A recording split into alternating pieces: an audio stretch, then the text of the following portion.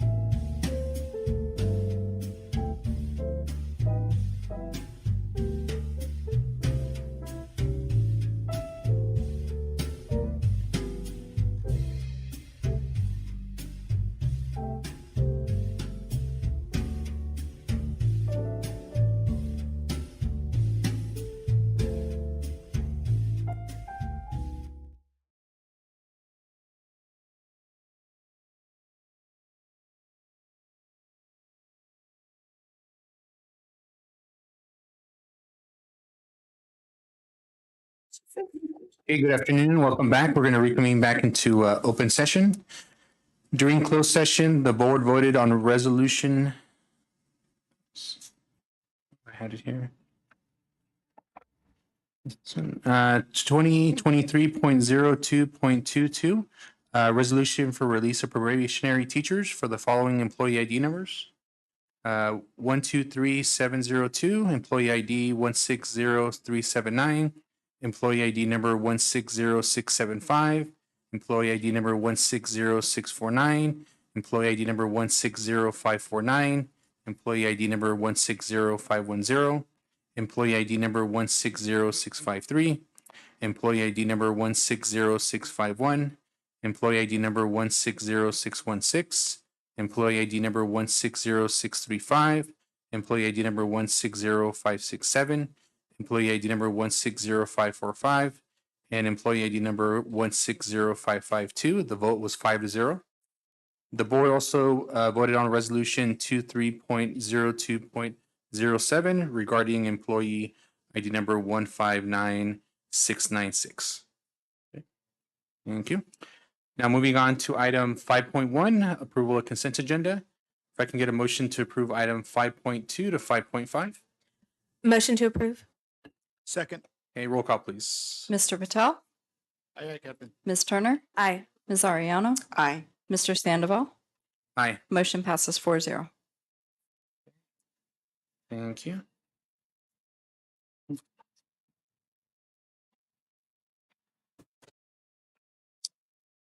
Okay, we're going to move on to item 6.1. Is there any comments from SRTA or anybody from SRTA here today? There are no comments. Okay, thank you. Anybody here from CSEA? Or any comments submitted? No comments. Okay, today on this item 6.3, we have a spotlight, Health Sciences High and Middle College Restorative Practice Site Visit.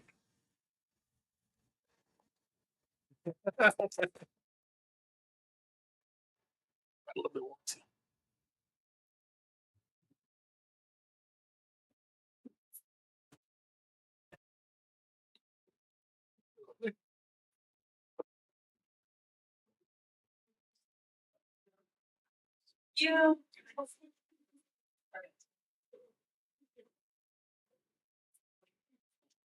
We're as good as the kids in our practice days. So we're here tonight to present you on our visit to Health Science High in San Diego. Some members of our team aren't here because they had class tonight, but they're with us. Some members of our team aren't here with us tonight because they had class, but they're with us in spirit. And I want to thank everybody for contributing to our presentation this evening. So the focus of our visit was really looking at the restorative practices playbook, moving from our knowledge into action and seeing that happen there. You'll see from these photos that we did this trip with Salinas Union High School District as well, over here on this side, and our team here. Health Science High and Middle College is located in San Diego, California, and it is the school that Dr. Dominique Smith, who we're working with in our restorative practices, is the principal of. So he's an acting principal at that school site. This is our team that went with us. We had our superintendent, Miss Melissa Alderman, myself, Melanie Grundy, our Director of Student Services and Special Education, Miss Jennifer Riddle, who's an RSP teacher at Gavilan View Middle School, Miss Jeanette Zavala, a first grade teacher and our restorative practice lead from Santa Rita, Miss Chelsea Emery, our alternative to suspension teacher, Miss Delvina Torres, who's a teacher at John Gutierrez Middle School. I'm reading the slides and trying to look. Miss Mai Kitahara, who's a teacher and our restorative practice lead at La Jolla, Mr. Matthew Romero, who's a teacher at McKinnon Elementary and our restorative practice lead as well, Miss Itzel Coronel, who's our AP at Santa Rita, Miss Tina Ramos, our AP at JGMS, Mr. Jose Bresenio, our AP at La Jolla, and Miss Sofia Antuna, our AP at Gavilan View Middle School. Pretty attractive group there. This is the Health Science High team that we were able to work with while we were there. I think I shared with you that unfortunately Dr. Smith had to have emergency brain surgery. He's doing well and recovering. So we are really grateful for this team to step in and host us. They were short-staffed themselves and made sure that we were still able to do all the work we got there to do. So big shout out to that team. And then I'm going to turn it over to Itzel to share the morning huddle and then their experience this morning at Santa Rita. Thank you. Do I have to press it? No, I'm good, right? Can you guys hear me? Hi, everybody. So I'm going to be talking about morning huddles, and then I'll share a little bit about my experience. Can you guys still hear me? Yeah. Yes. All right. So in terms of the morning huddle, we were exposed to the morning huddle. It was the first thing that they did as we arrived there, and it's essentially a way to bring your team together.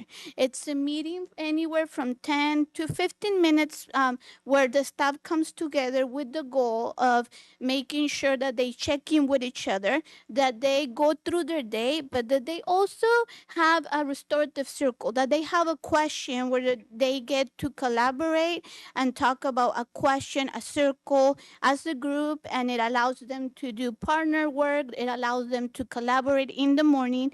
And then one of the biggest highlights of the morning huddle is really that they get to see each other, check in with each other, but also focus on the glows and grows, right? They get to focus on what's going well to start the day, right? And it's a quick check-in that sets the tone for the rest of the school day, because they do it first thing in the morning and everybody in the staff gets to participate, and it's quick, but it really allows to plan and to check in with each other. And it also allows to talk about the concerns for the day, if there's any, to make sure that your staff is aware of some of the things that might need support throughout the day and the planning for the day.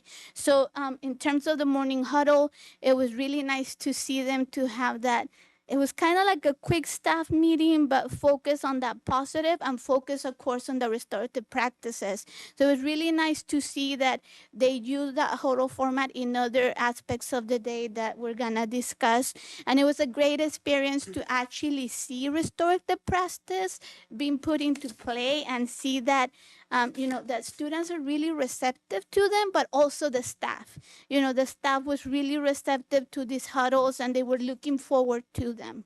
So, thank you. Yes, and I do want to share that as we came back, we were able to identify 3 things that we wanted to implement at Santa Rita, and we were able to do a morning huddle at Santa Rita where, we started with announcements and the staff took over. So even though it was the first one, there was really very little leadership. It was just them wanting to come together and highlight students and highlight staff. So we're going to be doing it 3 times a week. Monday, Wednesday, and Fridays, and then see how that works and hopefully transition to an every morning huddle. Right, so thank you.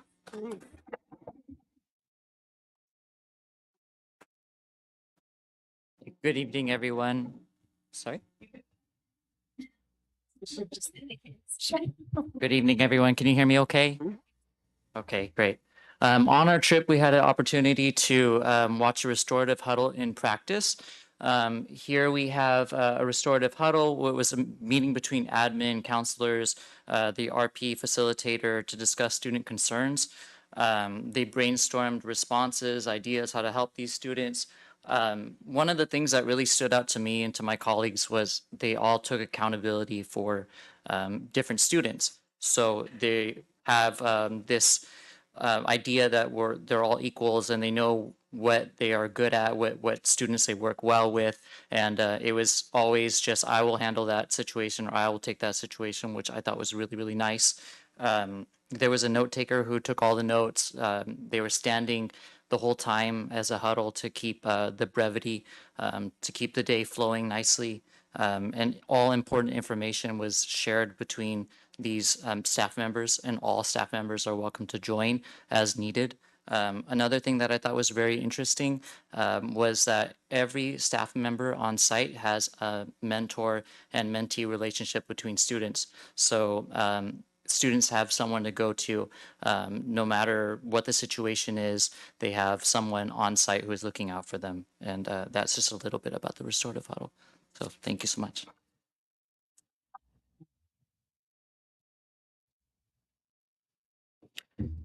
Hi, everyone. So the next huddle that we were able to experience was the attendance huddle.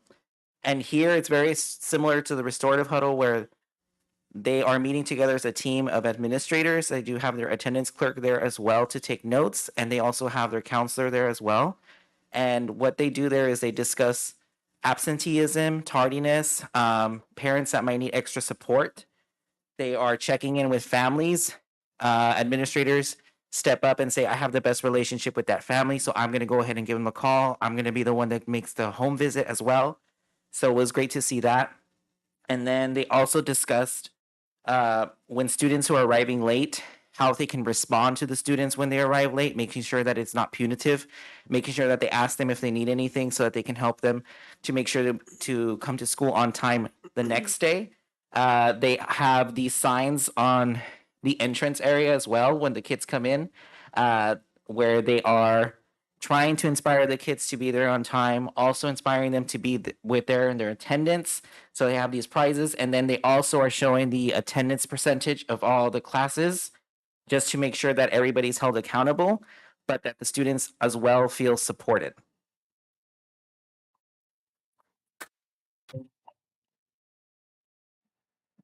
So I'll bring it back down here. Good evening, everyone.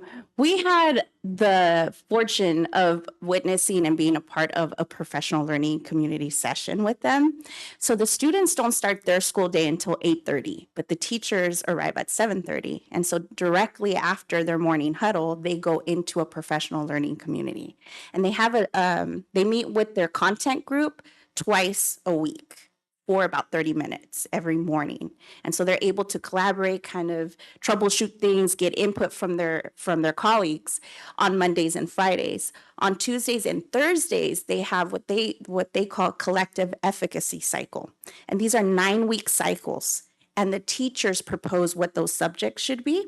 So some of the examples they gave us are like study skills, writing to learn, tech for teach.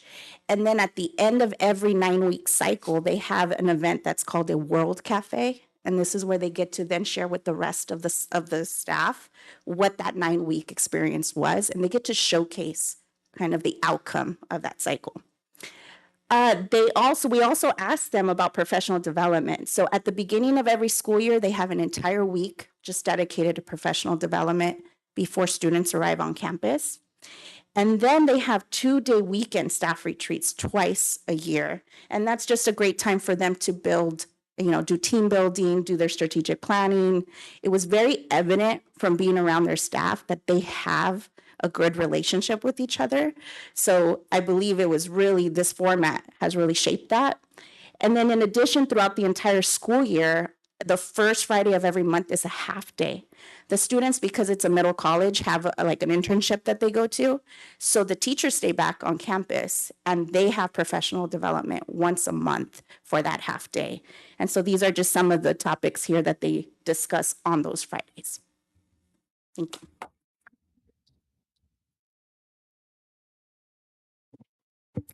Hello. So after we saw this great things happening in their PLCs and our morning huddles and all of our different huddles that we saw, we got to be in a room with all of their administrators and we got to ask the question that's on everyone's mind: how did they build this incredible school? And a part of that is how many adults they have on campus. I think their enrollment is about 575. They have a principal, 2 assistant principals, a special education director, a full-time restorative practices coordinator, and a college and career coordinator. So they have a lot of adults present on campus, and they always are shown. When we were there, we didn't see them in their offices. We didn't really even see them on the ground floor too much. They were in the halls with their students. They were in the classrooms. And it was very evident that they had strong bonds with not only their students, but also with each and every teacher. Their teachers view them as partners in their learning for academics and behavior.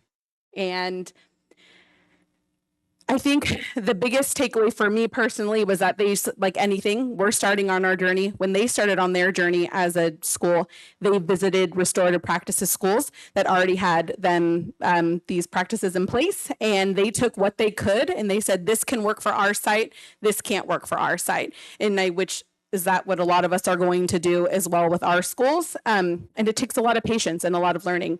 And they're still making mistakes every day and they're finding ways to rectify those mistakes every day. And it's just a process and it's never going to stop. It's a giant cycle of learning.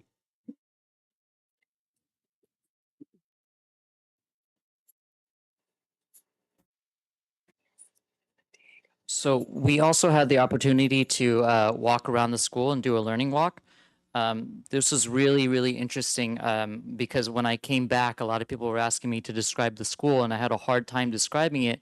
I kind of said it's almost like a movie. It was beautiful, and it was everywhere you had signs of affirmation like you are beautiful, you are welcomed, you are loved. There's murals on the walls. It was really amazing walking through and seeing all this positive energy everywhere. The classrooms themselves were set up in a way that it was flexible. There was a lot of students sitting in groups, encouraging group work. The teachers had a flow within their classroom where they can get to group. Every student seemed like they had some kind of support, either from their peers or from their teacher. And you could see each classroom had its own personality. I want to say that these classrooms were teachers had the ability to decorate them however they wanted. They can paint, they can bring murals in, they can take other artwork in. It was really, really free for them. And you can tell, you know, that the students really felt comfortable within their classrooms and they had a specific class culture. It was really, really nice to see. There was even designated classrooms for career advancement. So like the firefighter classroom, I'm blanking on the name right now of what it was, but what they did was they had the opportunity to practice some of these firefighting skills and also get certifications in different areas. So upon graduation, they were ready for a career, which I thought was really, really interesting because they're not only thinking of their students now, but they're also thinking of their students in the future. So thank you.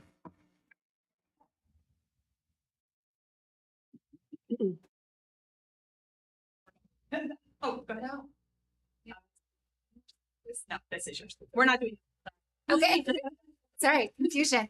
From what everyone said, we had a really wonderful time there. And the big takeaways for us was it's all about relationships, right?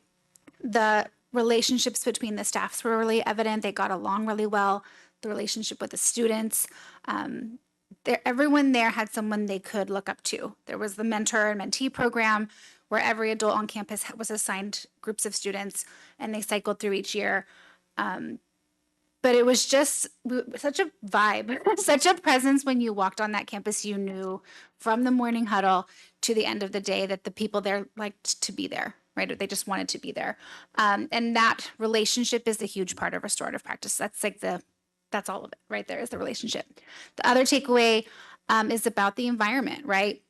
Creating that safe, welcoming environment where the students and the staff feel at home. And from the ability to decorate it their own way, plants on the wall and create a space that is their own. You felt that in every room you were in. And the accountability for the check-ins, right? Not only staff checking in on staff, but staff checking in on students. Everyone seemed to be in the loop and know what was going on with the kids that they see and care about every day. Yeah. So kind of moving forward, I want to just really talk about our next steps. So Mr. Jonathan Walker, who is part of that team, because Dr. Dominique Smith won't be able to be with us, Jonathan will be taking his place so that we don't lose our momentum and the great work that we're doing. So Jonathan will be here on site March 15th and 16th. On March 15th, he'll be at JGMS in the morning, and then we'll hold a PD session in the afternoon. On the 16th, because we're doing it in collaboration with Salinas Union High School District, he'll be at Hardin Middle School in the morning, and then we'll hold a Q&A session for both Salinas Union High School District and Santa Rita teachers, an open Q&A in the afternoon as well. Our site administrator is going to be working on implementing those huddles. You can see that some of them have taken that initiative and are starting now, so we're going to be working on those. Gavilan View did an attendance huddle as well.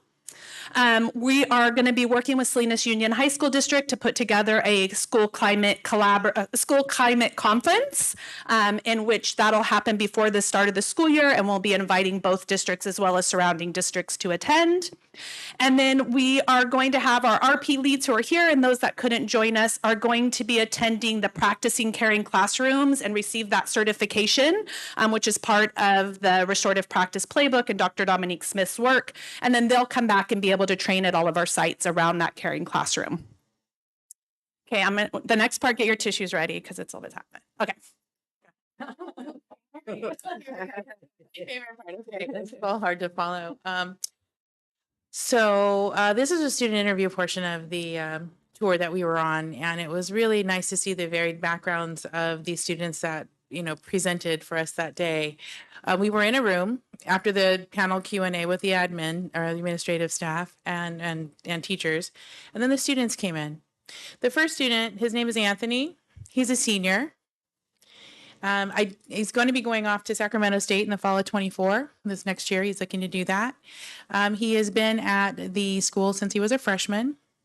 I definitely think he's going to major in communications when he's there because he's quite the talker. You're going to find out. Very personable guy and really loves the school.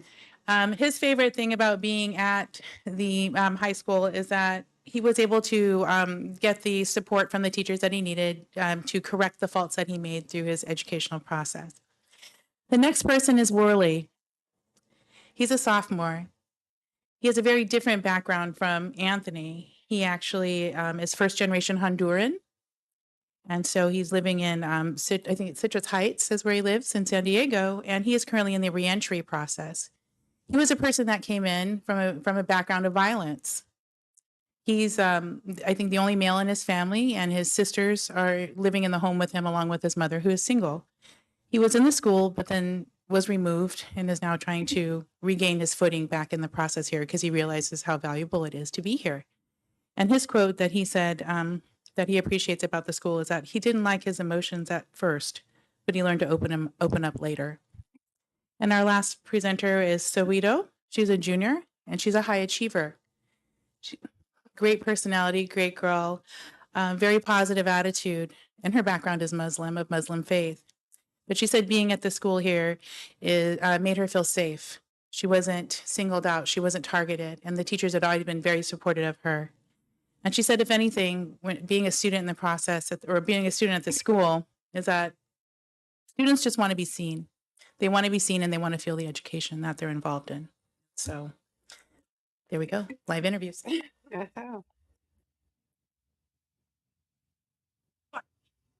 Oh, okay. Yep. Perfect.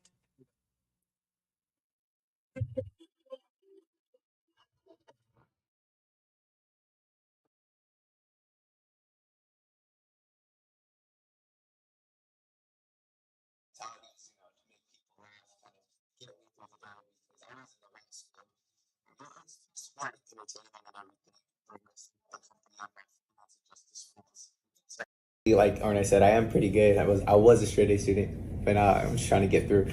But so it's really just conversation, and they're trying to get to an understanding on my level and like why I'm doing my actions. How do you feel like that's going to impact you moving on? Because are you in your senior year? Yeah, I'm a senior. So you're done. You're almost done, right? Yeah, What are you going to take with you outside of this space? And from this space in your new space? Probably my work ethic. Definitely trying to prioritize academics before sports. Student athlete. My academics do come first instead of prioritizing my sports. But I think that'll be my big key takeaway from high school. How did you feel when you came out of those conversations? So I was an emotional kid, so I definitely would be crying in the office, like, no, don't call my mom, or like, no, don't call her again. But a lot of the times, so the first time I'd get called down, like it'd be multiple times a day. So one time I'd get called down, they're like, all right, what's going on? This isn't you. Like, the time and place. Their big thing was time and place. There's a time to be funny, there's a time to be professional and be working, schoolwork. And I just couldn't find that balance. So then I go to class, like they'll say, I tell them what they want to hear. Like, oh, you're right. I won't do that again. It wasn't right of me. So then I'd leave, go to class, and maybe it'd be good for 30 minutes and then goof around again. And then they'd get another phone call or text like, yeah, he's messing up again or he's doing the same thing. So then I'd go back down and they're like, all right, look, we just had a conversation, so we're going to call your mom. And now it's like I'm trying to plead a case where it's like, no, don't call my mom. Now she's gonna leave work and be upset. So realistically, it's really what's the word I want to use? It's more like repetition, I guess. Like you get used to the meetings and everything. You kind of know how everything goes down, so you kind of know what you want to say, but also know what they expect to see out of you. You did what? Give me your phone. Yeah, that's kind of it. But I guess the connection between them is like my mom wants to be involved in my life and in the school. So she's a caring parent. She's always down here like, hey, how's your day? Or what classes are you taking? So she is definitely involved. I think a little too much, especially if her principal has her number on speed dial, or she just get called too many times. One of the two. Like positive emails that get sent out, like Anthony completed his work, so he doesn't have an incomplete, or he raised his grade. So there are some positives to it. It's not all negative.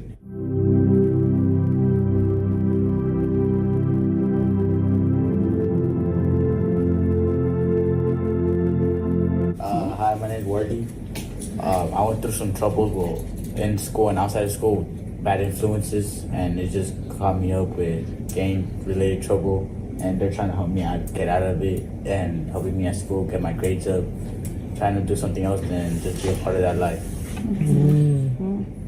Morgan, can you tell us what they're doing to do that with you? What do you feel like? They're giving me another opportunity instead of just choosing that outside life. I could actually have something going in for school, like college or something. And why are you choosing to engage in that? What's making I want something better for my life.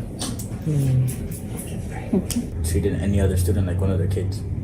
We're not holding anything against you, not bringing up your past. To a teacher who doesn't think that process is going to work, that they think the only way to make a student behave is to say you're out? Well, I would say talk with the student, let them open up to you by time to time, and once they open up to you, they would learn to respect more inside school and everything. Do you think that idea of like you're out is effective? Not really, to be honest. After they gave me the second chance at the school, I've learned from it, and I'm trying to do better for myself. Yeah. Absolutely. About how long would you say it took you to trust somebody to open up? About a whole year. I mean, this is good to know because we It was about a whole year. I didn't like opening up to no one.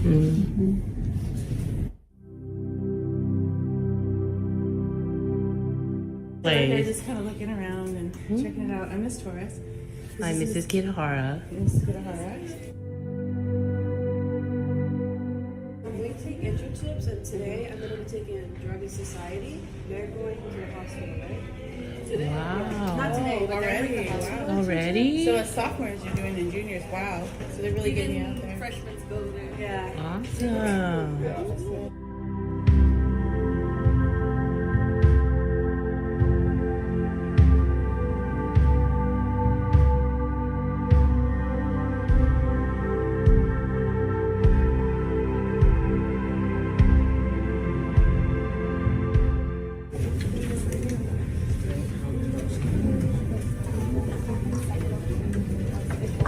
Cool table. You can write on them too with whiteboard markers, which is always nice. Yeah, that's true. I like these.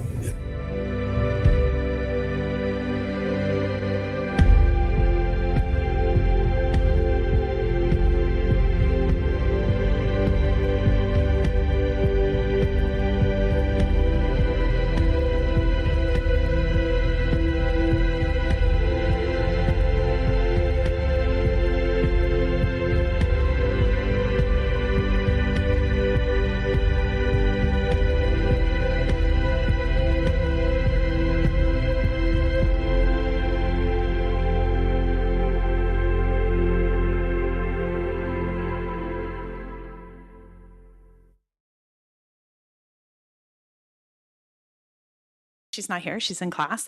But I just want to close with saying the emotion that I feel up here is not nerves. It's gratitude. It's gratitude to you for allowing us to take this team to have that experience. And it's gratitude to this team for taking in that learning and not just leaving it there, but bringing it back. So I'm grateful. Thank you. Thank you to all of you. It's hard work and this team is committed to doing it. So thank you all.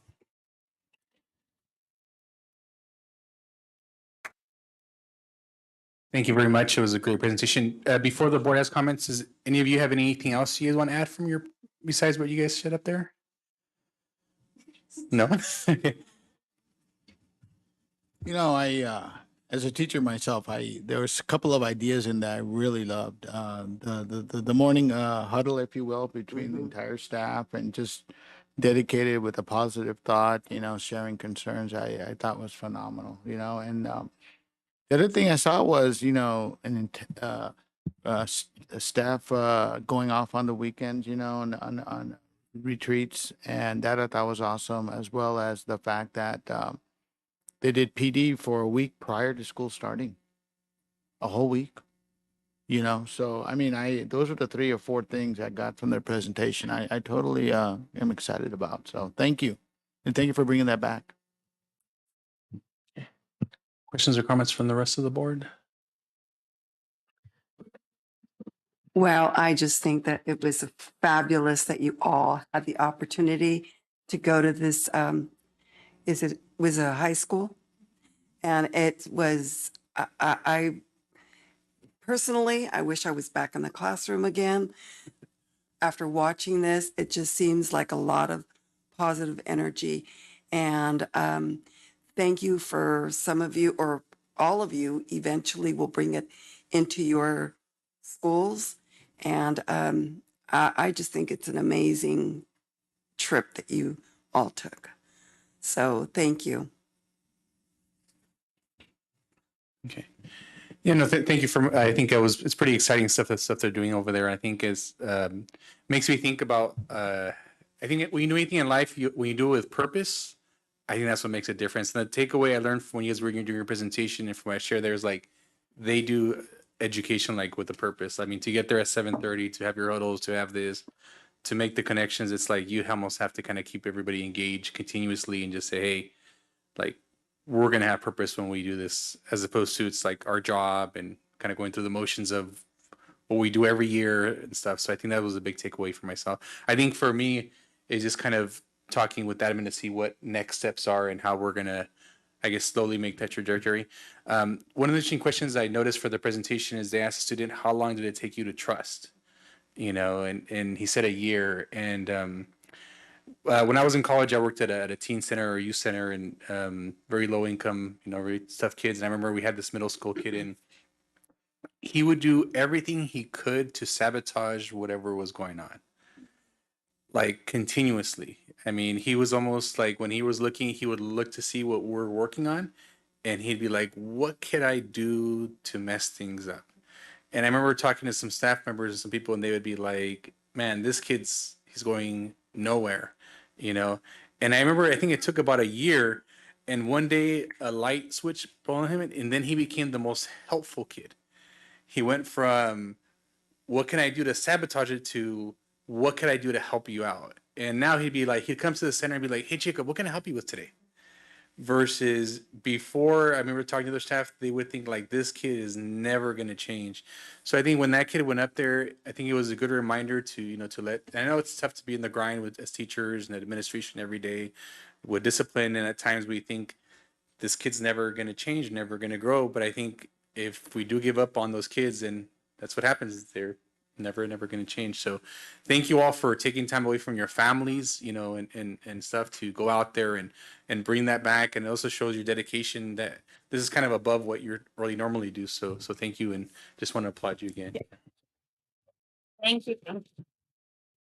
And I'll say that again one more time. I'm so appreciative of this team and the work they're doing. And again, I'll say it's hard. Worley stole our hearts as well. We were all ready to, everybody's following him still in that work. And he didn't hesitate to say a year. He knew how long it took for that to happen. And it was a good reminder for all of us. And the only last part that I'll add, and we didn't add there, but you heard them say a little bit, is a key component to that relationship building was this mentoring program. They have a similar number of adults to students on their campus, though they have them spread out differently. But every adult has a group of students that are theirs, whoever they are. And that group changes. So over the 4 years, they kind of end up with 4 different mentors. And so we've really been talking a lot too about how we implement that, because we know that having that caring connection where you've developed that sense of belonging is essential to this work. So. Thank you, team, so much. Can I just add one other thing? Very brief. I belong to a book club with Summer, and also the school climate collaboration. And what I've found, well, what I'm right now with this presentation, each participation that I've been on, it all connects.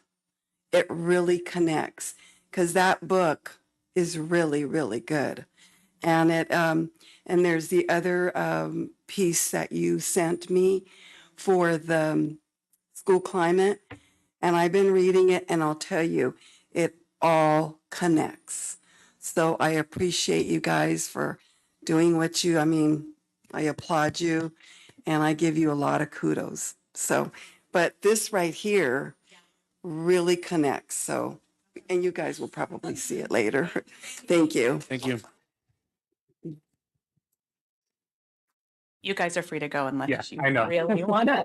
Give you a few moments. Bye. Thank you. Huh? Okay. Okay. So I'm sure we'll have further conversations about that. So item 6.4 is a superintendent's cabinet. Director of Nutritional Services, Mr. Chuck Helm. Hi, good evening, everyone. Gosh, how do I follow that, right? A lot of great work going on. Good job, Summer, putting that together and so forth. So I'll do my best. MCO has reached out to me recently to see if we're going to be able to provide some meals for their some special ed sites like we do every summer for their extended school year. So I don't see it being an issue, but I do need to contact the CDE to confirm that some of their sites are going to be able to be serviced by us. So either way, between our summer academy, ESY, and MCOE ESY, it looks like our staff will be able to stay busy again after the school year ends. And in the spirit of positive things being said, right, I'd like to shout out our central kitchen staff. They don't always get the same acknowledgement as our site staff. Not for any reason except they're just not in the school site. We talk about our schools a lot, but our central kitchen assistants, Maria Murataya, Alma Basan, and Rosa Gonzalez are always busy, and they have been extremely helpful this school year with site staff being out for various reasons. We're very short on subs, and these three have been crucial in filling in at sites. We also have our two warehouse delivery drivers, Jose Valdez and David Pedroza, who often make multiple trips a day to sites. Sometimes their own fault for forgetting something, sometimes because we just need to support those sites, right? And they ensure that they have what they need for the students. On top of that, sometimes those two guys are filling in the central kitchen when Maria, Alma, and Rosa have to go out at other sites. So thanks to them for sure. And last but not least, our clerk, Maria Aguiar, has had her hands full with her everyday duties as well as helping me keep shifts covered. She's crucial in sending out messages to site staff, substitutes, and so forth. Make sure we have all those the shifts covered. So thanks to all 6 of them for their continuous hard work. That's it for me. Thank you for the update. Thank you for your staff that you mentioned as well. Any questions or comments from the board? Okay, thank you for the update. Moving on to Chief Business Officer, Ms. Rosa Zamudio. Good evening.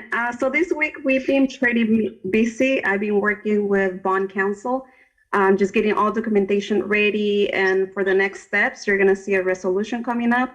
And also we're starting to look at the budget. As you know, the second interim is coming up. It's due on March 15th.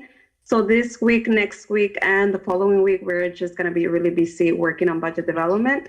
We're starting to meet with cabinet in regards to budgeting for current year and for next year as well. Believe it or not, we're going to be working on the next year's budget as well. So we're working on that. We have a lot of work to do. As you remember, this year one of the big projects that we work on was creating new local codes for our LCAP, recreating the accounts, making sure it was in alignment and for more transparency purposes. So we still have to do some of that work with some of the departments to make sure it's consistent. And this is pretty much just the local codes that we use. It has nothing to do with the accounts, with the county review or the state review. This is just for our district at the district level. Every district can create their own optional codes. So we want to be consistent for transparency purposes. So we have some changes that we need to do especially with Summer, because her position is new, so we're still trying to get everything aligned, making sure that all the different grants that she's used, seeing like Title I, LCAP, one-time funds, everything is aligned. So we've been working on that, and that's pretty much what I have. Thank you. Okay, thank you. Any questions or comments from the board? Okay, thank you for the update. Moving on to Director of Parent, Family, and Community Engagement, Dr. Summer Prather-Smith. You would think based on my Friday letter that I was out most of the previous week, I wouldn't have that much for you, but I do. I'll start with a thank you to the team. As I shared in my Friday letter, I had to be gone. My son had to have emergency heart surgery. And as always, first of all, he's doing great. Second, thank you to this team for stepping in and telling me to leave and not worry about anything. So I appreciate all of you so much for that. I had to leave Canada because I didn't want to see him go back to his regular life. He's 19, he heals fast.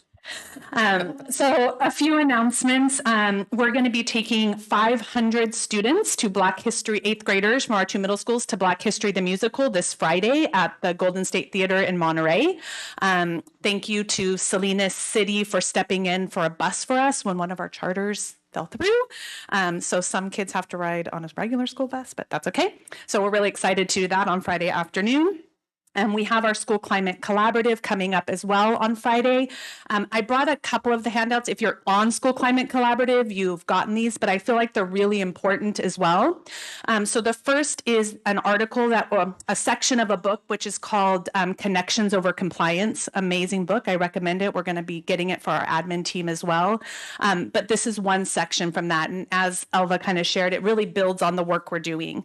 And then the benefit of the book as well, and we'll talk about it in the School Climate Collaborative, is it comes with a whole section of resources that teachers can implement within their classroom, resources that admin can implement within their teachers. And one of the ones we're going to be looking at that I think is really important is Brain Aligned Teaching Survey, to really look at what are we doing to make sure that we are staying connected to our students' brain alignment and the traumas they may have and been inflicted upon them. So just a copy of that for your reference. I was able to go to Santa Rita, La Jolla, and Gavilan View to do the staff training for our student safety modules, student rollout, which they will be doing throughout March. The feedback has been great. People are really excited to get to work on those student safety modules as well. I shared with you in my Friday letter that though I was not able to attend the Centro meeting, Centro Binacional held a parent meeting at Santa Rita. Blanca attended in my place, though I was able to respond via email, and that worked. And so I just wanted to follow up on a couple of those pieces. The main concerns that were brought forward with the families were, number one, they'd like a resolution, and I shared that in there, and we're working on that to come up with a resolution banning the term Oaxaquito within the school systems. And so I'm working with them to find a sample, and I'll bring that forward to the board. The other was around having Mixteco speakers within the schools to support families. And I'll be working with Centro Binacional as well. And hopefully we can work together to either contract with somebody who can be present or encourage members of that organization to apply for one of our open positions. I've been sharing that information with them. The other was around school lunches, and Chuck and I touched base on that, and Chuck is in agreement. He would love to make homemade school lunches every single day, fresh from scratch.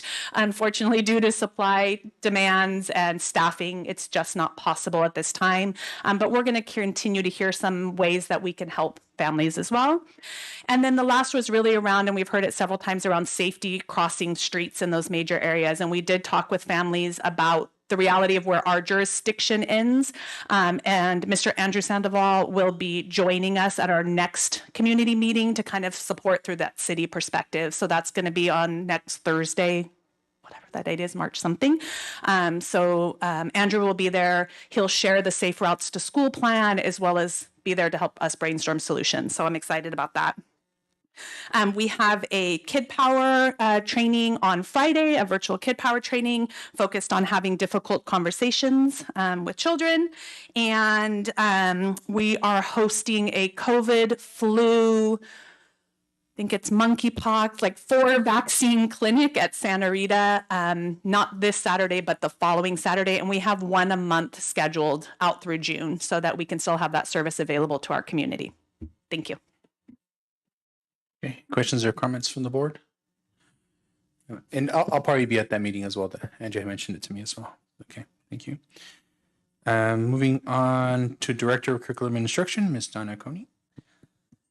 Thank you. And thank you, Summer, and the team that went to restorative practices. It warms my heart. And to see the interrelationship also with where they're going with PLC Plus and restorative practice and feeling the energy from them, but also hearing what's coming back from the sites to us, and the energy that, hey, we're doing this with PLCs today. And can we get more PLC Plus books out of my office? And I got to check the inventory and buy more books because they're coming and starting to really get that selling up and going forward really nicely. And we like it when they start drinking the Kool-Aid. It's really making a difference, and it's taken a moment, but we're getting there. So I want to thank everybody that's been involved in that. It really does make a difference in these students' lives.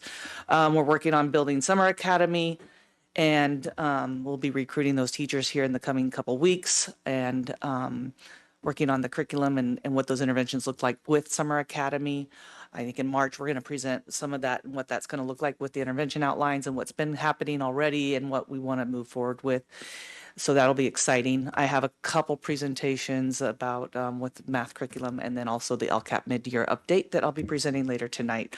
So I'll leave the rest for the meeting. Thank you. Okay, thank you. Questions or comments from the board? Okay, moving on to Assistant Superintendent of Human Resource, Ms. Becky Moore. Thank you. We are officially in our recruitment season. We were at Fresno State today for the first job fair. That was from 12 to 4, so I was able to be there for a couple of hours and then head back to be here tonight. And we were able to meet some students who are graduating at the end of this year, start getting our name out there. It's a school that a lot of our Monterey County students attend, so it was a great spot to start. We have CSUMB tomorrow afternoon, and then Saturday MCOE. So that's been a big focus in our HR office the last couple of weeks, getting everything ready for that. We're able to take the video that was made to promote our district, and Krisha helped us with some technology setup so that we could play that on a loop and let people see what our district is all about. I also have had a few meetings over the last couple of weeks, both with CSEA and SRTA, both to problem solve, discuss potential problems, and try and come to some resolutions, as well as to look at nominations for our CSCA Classified Employee of the Year and make our recommendations for nominees. So that was exciting to do with our CSEA president and vice president. I think that's it for tonight. It's been a busy day. Okay, thank you. And questions from the board? Okay, moving on to this board and the superintendent. Start off with Mr. Neil Patel. I just want to give a shout out to all of our sports alumni, if you will, from our district that went on to high schools in our area.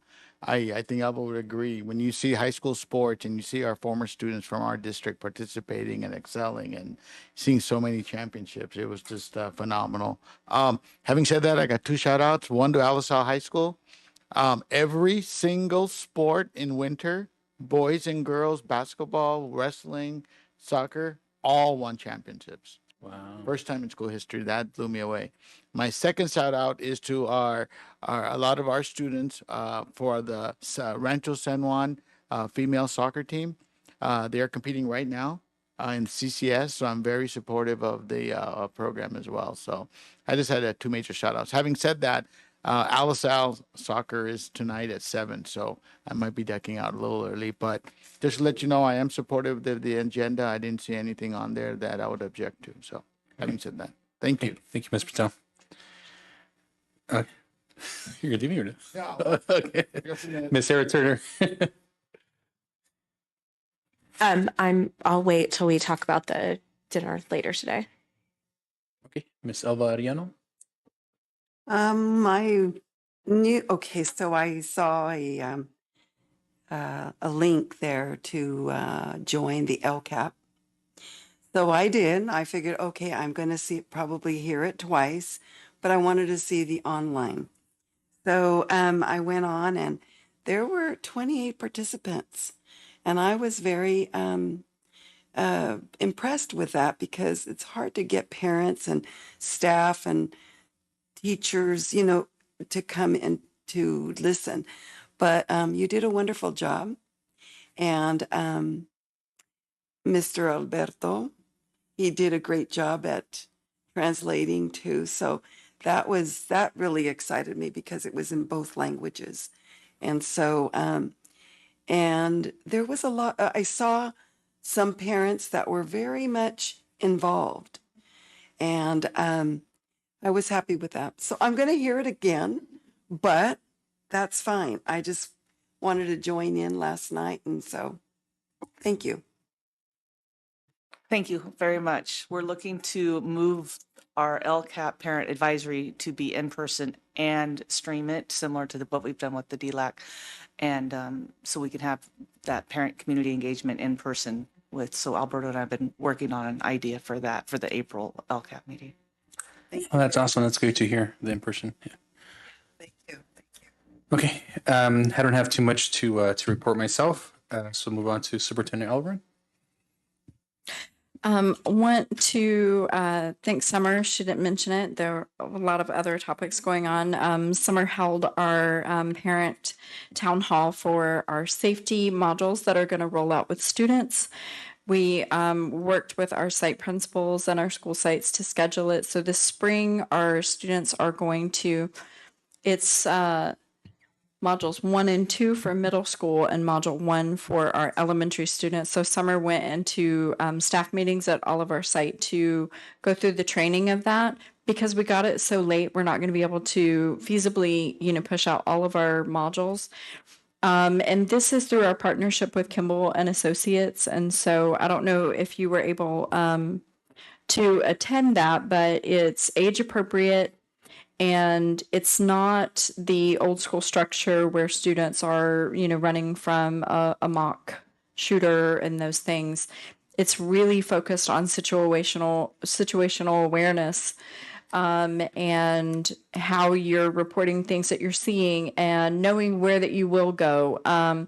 So students in later modules, they review a map of their school, they determine exit points, they do different activities like that, which frankly will help them in our schools and outside of our schools.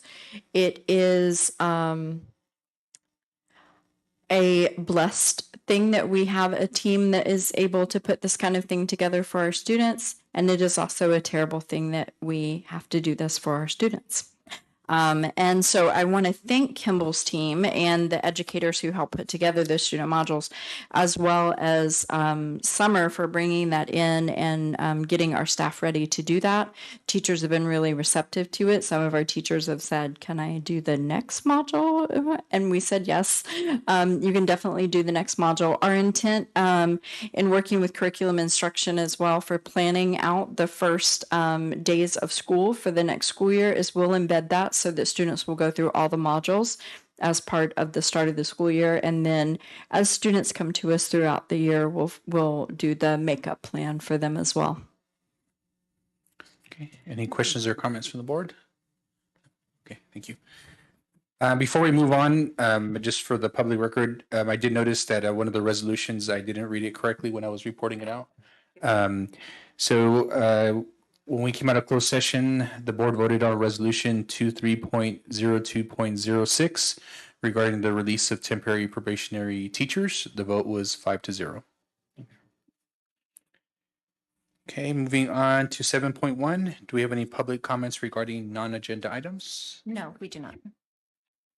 Okay, and do we have any public comments 7.2 regarding agenda items? Public comment tonight.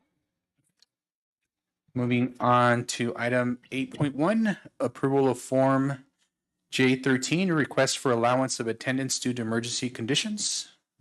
That is my item. So I've been talking about this. The Form J13 is a waiver to the state. As you know, the school district get funded based on attendance. So the days the students are in school, we get the funds for it. But the days that the kids are out of school or because they're sick or whatever reason, we don't get funds for it.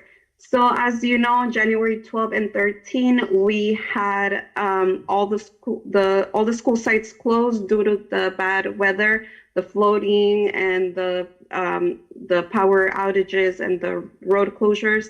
So this is pretty much the form that we fill out and submit to the county, then the county reviews, and then submits back to the state so we can get funds for those 2 days that we were closed. Okay, thank you. Can I get a motion to approve? Motion to approve. Second, please. Second. Okay, roll call. Ms. Sarah Turner, Aye. Ms. Zelva Ariano, Aye. Mr. Jacob Sandoval. Aye. Motion passes 3-0. Okay, item 8.2, approve resolution 23.02.08, providing for the issuance of sale of general obligation bonds, election of 2022 Series A of the School Facilities Improvement District number 2022-1 of the Santa Rita Union Elementary School District, an aggregate principal amount not to exceed 9 million. Thank you. And that's my item as well. This is something that I've been working with bond counsel. As you can see, there is backup documentation there, and it's pretty much what you read. It's to approve the resolution authorizing the issuance of the sale of the bonds. In case you have any questions, we have Miguel Rodriguez, who is the expert, and he's been helping us through the process. Okay, any questions? No, I have appreciated the earlier presentations we've had at other board meetings I have learned things that I knew nothing about, and I thought I knew everything after being a teacher for 25 years. Yeah, and thank you for the timeline as well on the Friday letter. So can I get a motion to approve? Motion to approve. Second. Okay, roll call, please. Ms. Turner, Aye. Ms. Ariano, Aye. Mr. Sandoval. Aye. Motion passes 3-0. Thank you, Miguel, for being Thank you, here. Miguel. We really appreciate it, and all the work, and Rosa and all of your Rosa. office. It's going to be a great thing for kids, but I really appreciate the level of work that people have put into this. Thank you. Okay, moving on to item 10.1, approval of school site safety plans for the 2023-2024 school year. I'm going to do this item for Miss Melanie. So these safety plans are being brought to you this year. Oh, sorry, no, it's like not for me. Being brought to you up this year. They're the updates from the September plans that you had previously approved. We're getting back on cycle, so we were kind of off cycle, and so the plans have each been updated with our new data and the new legislations that have come forward for the 23-24 school year. We were able to work with all of our principals together and have those reviewed. There are a couple of plans that you'll see are still pending their school site council approval. That's upcoming this week, and they also were able to bring these plans to their school safety committees for the first time that have been established this year. Okay, thank you. Any questions or comments from the board? Can I get a motion to approve, please? I'll make a motion to approve. Second. Okay, roll call, please. Ms. Turner, Aye. Ms. Ariano, Aye. Mr. Sandoval. Aye. Motion passes 3-0. I Okay. realize when someone's missing it. I know. Item 12.1, approval of the purchase of the Eureka math curriculum for the 2023 to 2024 school year. Yes, and as it reads, our math curriculum is delayed for the up until fall 2025 because the math framework is still delayed out. So what our curriculum council has opted to go ahead and do is move forward with the newest edition that we have in our Eureka curriculum. And we'll be moving forward and purchasing the newest Eureka. And that item is, we have that quote there. So, and then we'll get all of the ins and outs, the professional development for the new Eureka, as well as all of the nuts and bolts that the teachers need as well. So the kits and things will come as we get that quote as well. So Yeah, exciting step. I'm going to make a motion to approve, but I'm also going to say thank you to the curriculum council for rolling with this. And just, this is beyond our control, and I think this was absolutely the right choice for this time. And we are not in control of what the state does, so we just have to make our best decision. So Our next curriculum council meeting, we actually have the samples of the newer versions, and so we'll be sharing that information. Okay, good. So motion to approve. Second.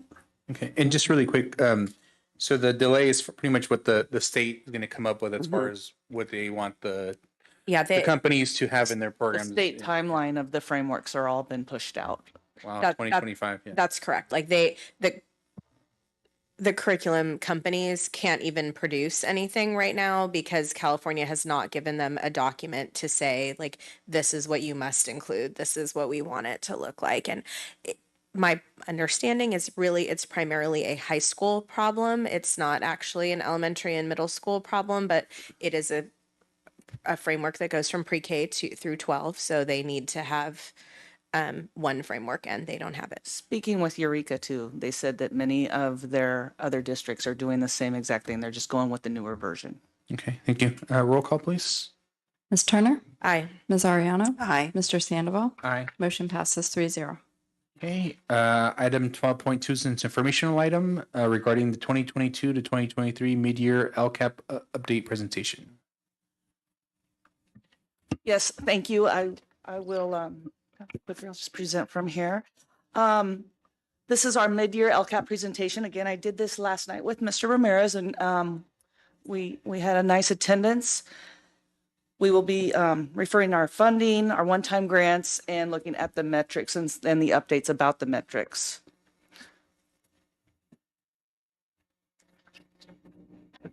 There we go.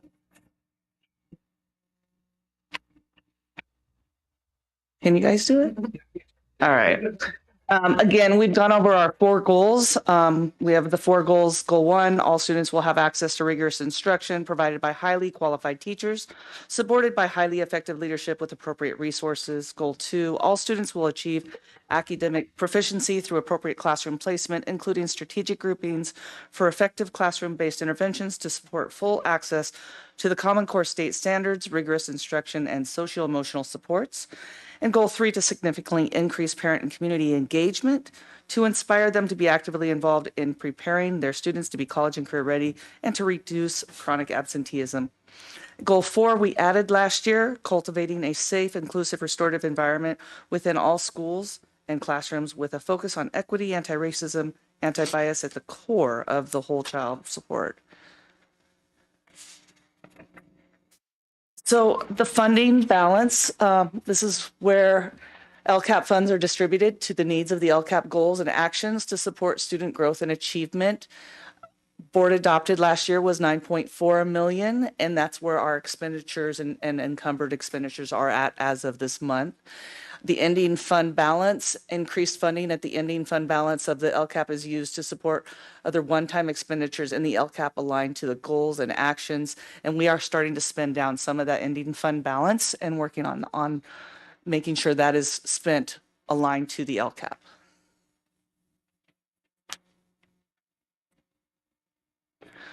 Our one-time grants, all one-time grants align to the goals and actions of the LCAP.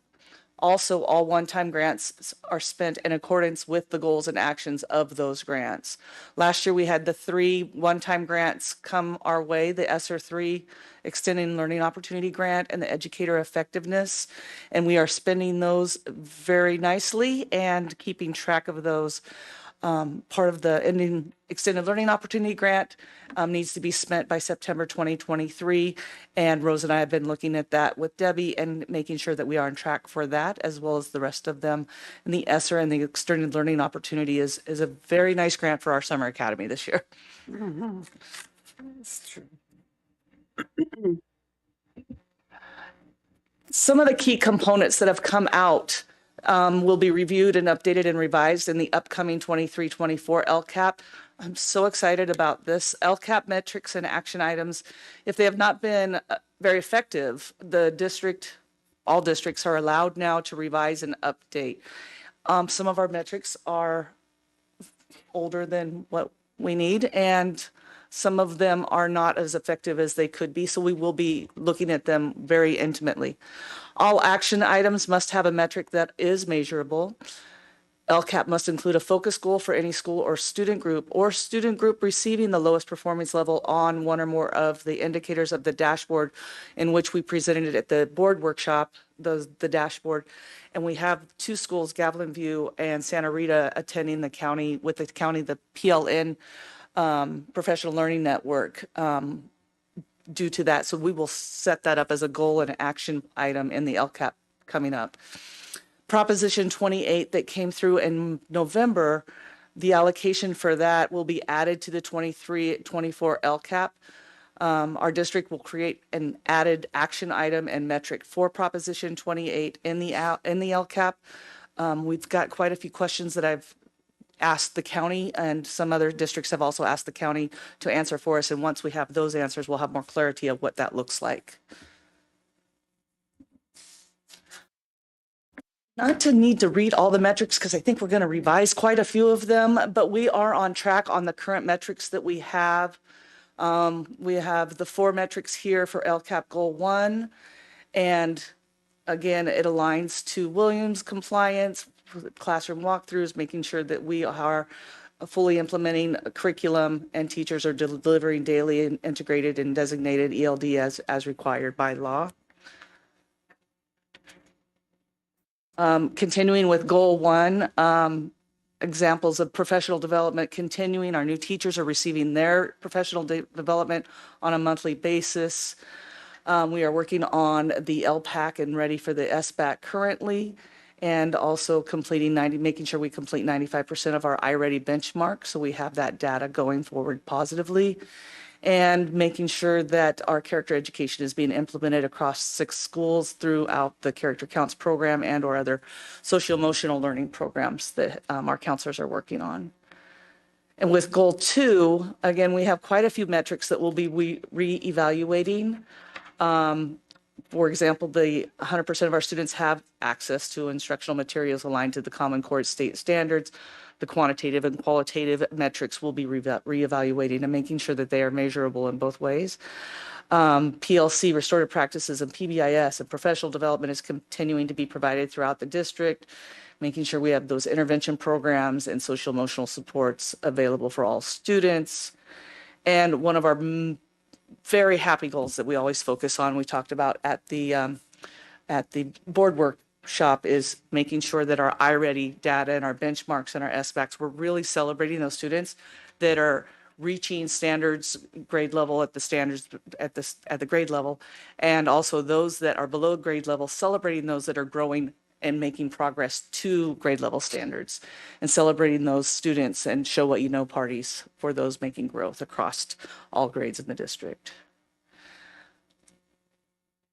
Further on with LCAP Goal 2, we have continued more metrics we'll be looking at and reevaluating, making sure that our LPAC assessments that are currently taking place and making sure that all students are going through those LPAC, looking at those results for RFEPing.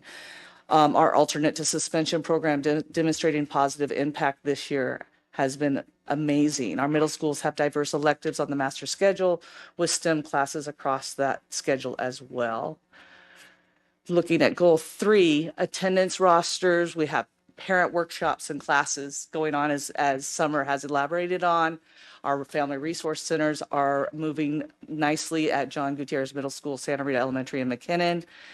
And we have our surveys that are being completed throughout the school year, evaluated, and we will use those also to look at our new metrics that we reevaluate and revise. And go ahead. And going into LCAP Goal 4, we have looking at the alternate suspension program too, and we can see where we're doubled up on a couple of our metrics, so we can really clean those up. The success of that program is nice. The Equity and Inclusion Coalition name has been changed. Now the School Climate Collaborative, which is meeting on Friday. And teachers are having continued training focused on critical self-awareness, implicit bias, and relationship building to enhance the anti-bias and anti-racism systems and policies. And 100% of our teachers are provided restorative practice training throughout the year, and they'll continue that as new teachers get hired as well.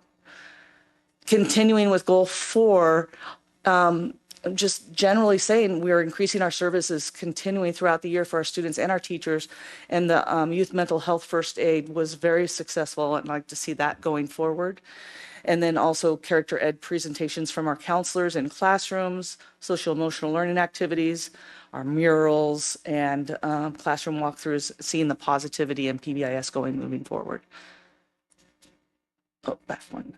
Some of our, there you go, happy clicking. Some of our highlights, Goal 1, we have our professional development for teachers that are happy monthly.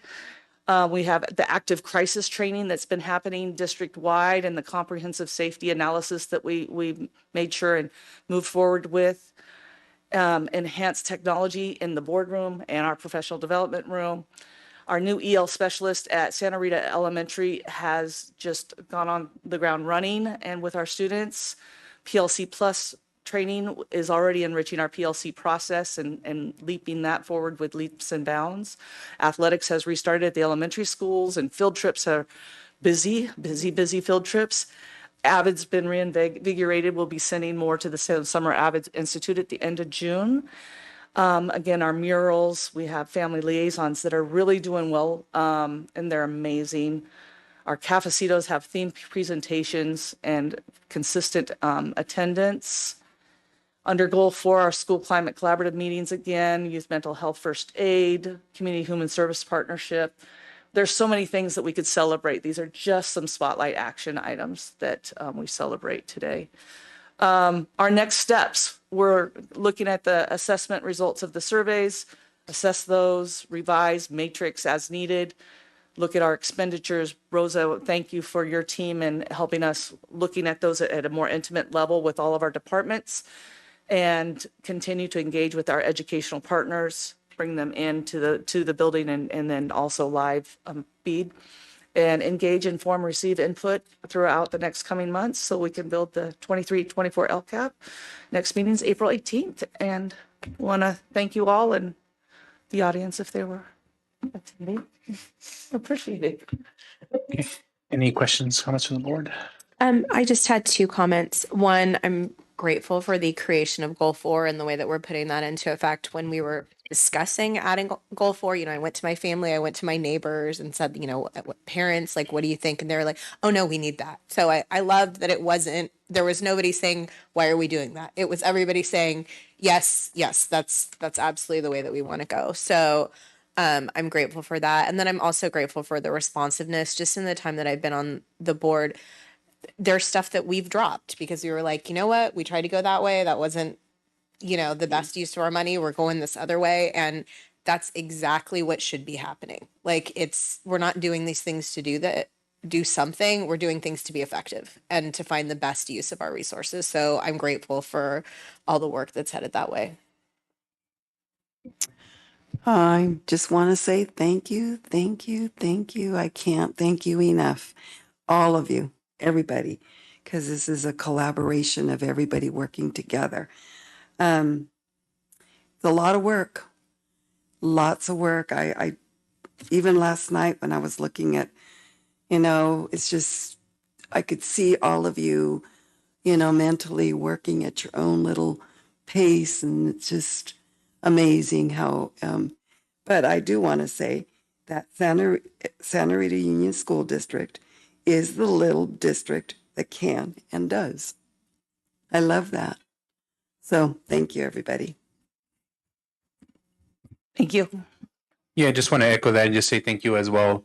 I think there's a lot of great things that we're moving forward on, and these are just as we're looking at the other school, when they were in their baby steps of a lot of different programs and stuff. So it's good to see the steps that they're moving forward. So thank you.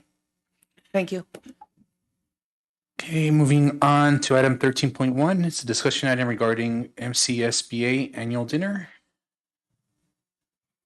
Thank you. This came to us. They're bringing back the Monterey County School Board Association annual dinner after a hiatus due to a global pandemic. And so we put it on our agenda so we could discuss who might want to attend. Well, obviously, I want to attend since I'm one of the people that organized the event. That would only be kind. I'd be interested to anybody else who wants to attend. The caveat to that is I would really ask. I'm going to be mean and say board members could pay for their own $60. I just feel very uncomfortable using tax dollars to pay for me going to dinner. It bothers me.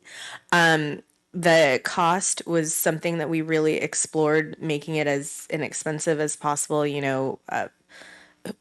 Where could we get a free venue? What deals. So it, $60 seems a lot to me, but I was in on the discussion of how we got to that number. And, it was the best that we could do in terms of, trying to accommodate different dietary needs for people, and not have people paying to go to an event and them not being able to eat the food, which I can't condone that.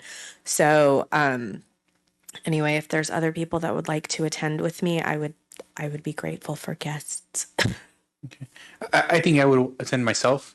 And I appreciate you not wanting the district out, but also kind of, I guess, a little bit of cautious is we may get board members in the future that, so I kind of don't want to, I guess,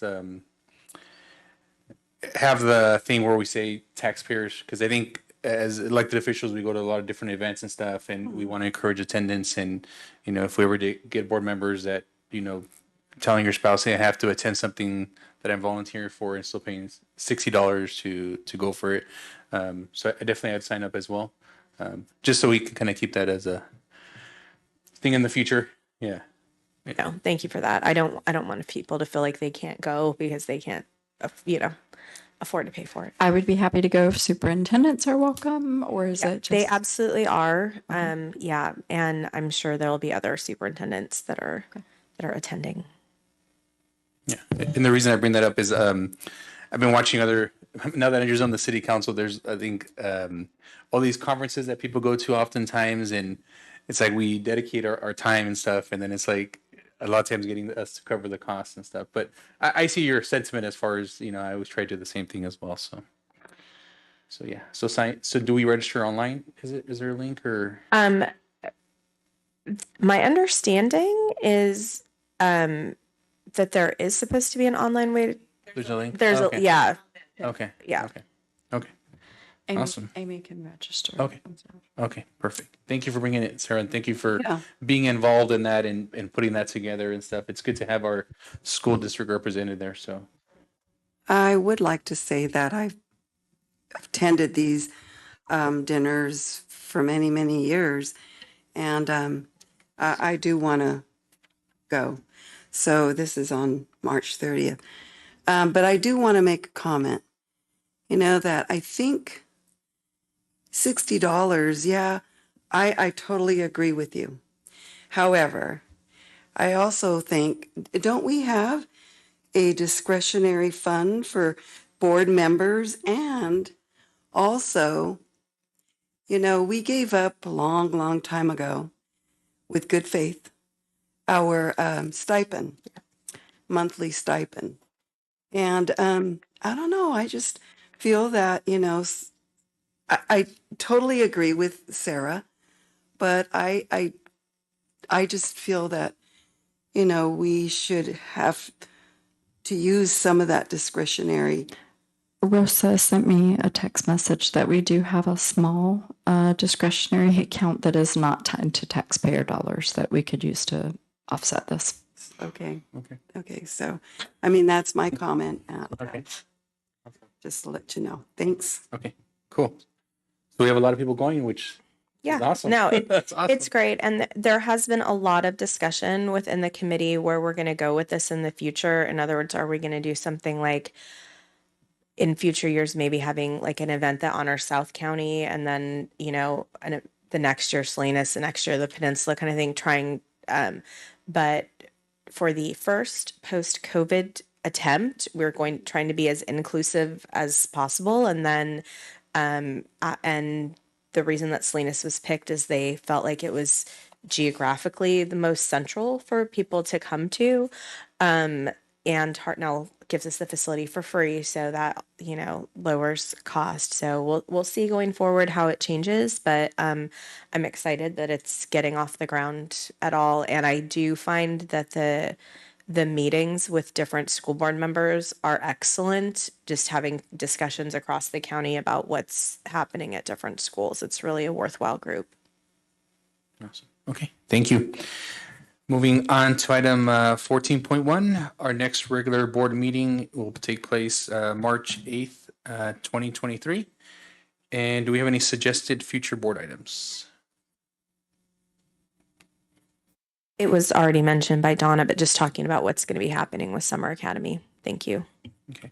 And actually, now that I remember a little bit about that, I know Board Member Cindy Lopez had mentioned, I guess, a little bit of an idea to get more participation, I think, for LCAPs and stuff. I know it's always tough to get parents out there maybe doing some type of competition with the kids or like a raffle or like, hey, get mom, if you show up, I can get enter into a raffle.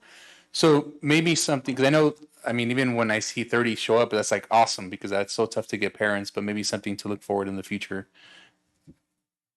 And I'll just share with you that Cindy and I spoke a little bit, and one of the things we've begun to do is like after our town hall meeting, it's being posted. So all families have access to it. So it's being posted on YouTube. It's being sent out through our parents' messaging system as well. So that even if parents can't attend, they're able to access it and then follow up with any questions. And that was some feedback we received from parents because it's often hard to get somewhere or log on at a certain time, but to still have access to that information. So we did that with this last one as well. That's great, because that's what happens to me sometimes when I miss a meeting. I gotta watch the recording later, but I couldn't attend, so that's awesome. Yeah, and the presentation last night, Chris is going to put on our website that has the bilingual slides for the Spanish.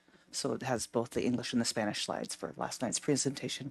Oh, and it's awesome seeing the video on the website as well. So that's pretty cool. I don't know if you guys have seen that yet on the website, so that's really cool. Okay, with that, can I get a motion to adjourn at 7:27? Motion to adjourn?